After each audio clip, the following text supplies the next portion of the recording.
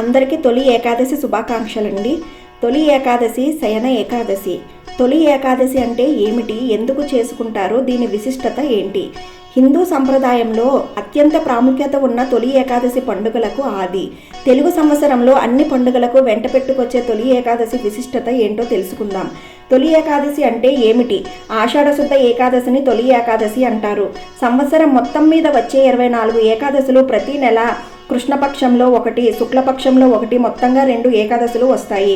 ఏదో ఒక ప్రత్యేకత సంతరించుకుంటాయి. ఏకాదశి అంటే 11 అని అర్థం. మనకు ఉన్నటువంటి 5 జ్ఞానేంద్రియాలు, 5 కర్మేంద్రియాలు, వీటిని పనిచేయించే అంతరేంద్రియమైన మనసు కలిపితే 11.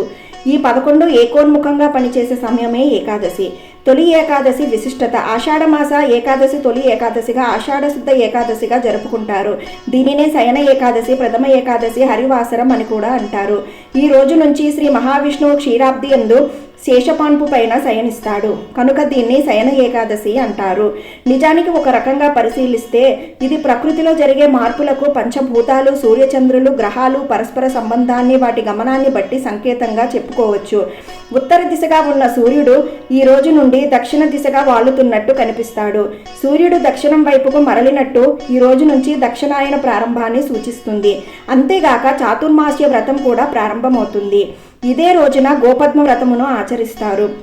ఈ వ్రతాన్ని ఈ రోజు మొదలుకొని కార్తీక మాస శుక్లపక్ష ద్వాదశి వరకు, అంటే క్షీరాబ్ది ద్వాదశి వరకు ఆచరించవలనని పురాణాలు చెబుతున్నాయి. తొలి ఏకాదశి జరుపుకున్న విధానం, నియమాలు. మహిమాన్వితమైన ఈ ఏకాదశి పర్వదినాన వ్రతాన్ని ఆచరిస్తే సూర్యచంద్ర గ్రహణములలో భూమి దానాలిచ్చినంత, అశ్వమేధ యాగం చేసినంత, 60,000 సంవత్సరాల తపస్సు చేసినంత పుణ్యం లభిస్తుందని ఏకాదశి వ్రత మహాత్మ్యాన్ని గురించి మన పురాణాలు చెబుతున్నాయి. మహాసాధ్వి సతీ సక్కుబాయి ఈ వ్రతాన్ని ఆచరించి మోక్ష సిద్ధి పొందడం జరిగింది. వ్రతంలోని ప్రధాన నియమాలు, ఉపవాస ఫలితాలు. ఈ వ్రతాన్ని ఆచరించదలిచిన వారు దశమి నాడు రాత్రి నిహారులై ఉండి ఏకాదశి నాడు సూర్యోదయానికి ముందుగా కాలకృత్యాలు తీర్చుకొని శ్రీహరిని పూజించాలి. ఈ రోజు మొత్తం ఉపవాసం ఉండాలి. అసత్యం ఆడరాదు, స్త్రీ సాంగత్యం పనికిరాదు, కానీ పనులు, దుష్ట ఆలోచనలు చేయకూడదు. ఆ రోజు రాత్రంతా జాగరణ చెయ్యాలి. మర్నాడు అనగా ద్వాదశి నాడు ఉదయాన్నే కాలకృత్యాదుల అనంతరం శ్రీహరిని పూజించి నైవేద్య తాంబూలాలు సమర్పించి భోజనం చెయ్యాలి. అన్నదానం చేయడం చాలా మంచిది. ఏకాదశి వ్రతం ఆచరించేవారు ఇవి తినరాదు. ఆషాఢమాస తొలి ఏకాదశి రోజున సూర్యోదయానికి ముందే లేచి శుచిగా స్నానమాచరించిన శ్రీహరి నిష్ఠ నియమాలతో పూజించాలి. పూజ గదిని శుభ్రం చేసుకుని విష్ణుమూర్తి ప్రతిమకు లేదా పటానికి పసుపు, కుంకుమలు పెట్టి పుష్పాలతో అలంకరించుకోవాలి. తర్వాత చక్కెర పొంగలిని నైవేద్యంగా పెట్టి కర్పూర హారతి ఇవ్వాలి. ఏకాదశి వ్రతం ఆచరించేవారు కాల్చి వండినవి, మాంసాహారం, పుచ్చకాయ, గుమ్మడికాయ, చింతపండు, ఉసిరి, ఉలవలు, మినుములు తీసుకోకూడదు. అదేవిధంగా మంచంపై శయనించడం చేయకూడదని పురాణాలు చెబుతున్నాయి. ఈ ఏకాదశి విశిష్టతను గురించి పద్మపురాణంలో వివరించారు.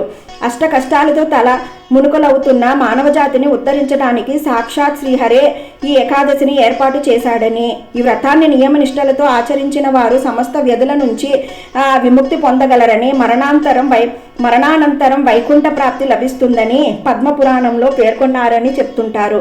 ఈ రోజు నుంచి కార్తీక శుద్ధ ఏకాదశి వరకు చాతుర్మాస వ్రతం అవలంబిస్తారు. శాకాహారులై ఉపవాస వ్రతం ఆచరించాలన్నది చాతుర్మాస్య వ్రత నియమం.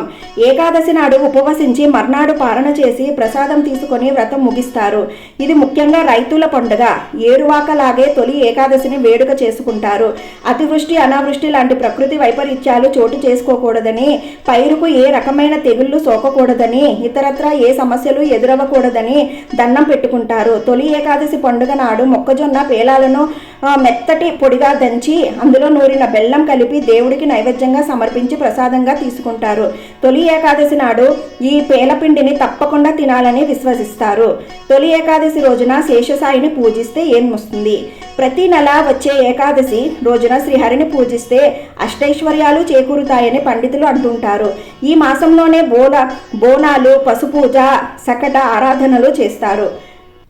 ప్రాశస్త్యం: ముఖ్యంగా ఆషాఢమాసం వచ్చే తొలి ఏకాదశి రోజున ఒంటి పూజ భోంచేసి శేషశాయి అయిన లక్ష్మీనారాయణమూర్తిని స్తుతిస్తే కోటి పుణ్యాల ఫలం లభిస్తుందని విశ్వాసం. ఆషాఢమాసము శుక్లపక్ష ఏకాదశి నాడు ఆ విష్ణుమూర్తి పాలకడలిపై యోగ నిద్రలోకి వెళ్లే సందర్భాన్ని తొలి ఏకాదశిగా పరిగణిస్తారు.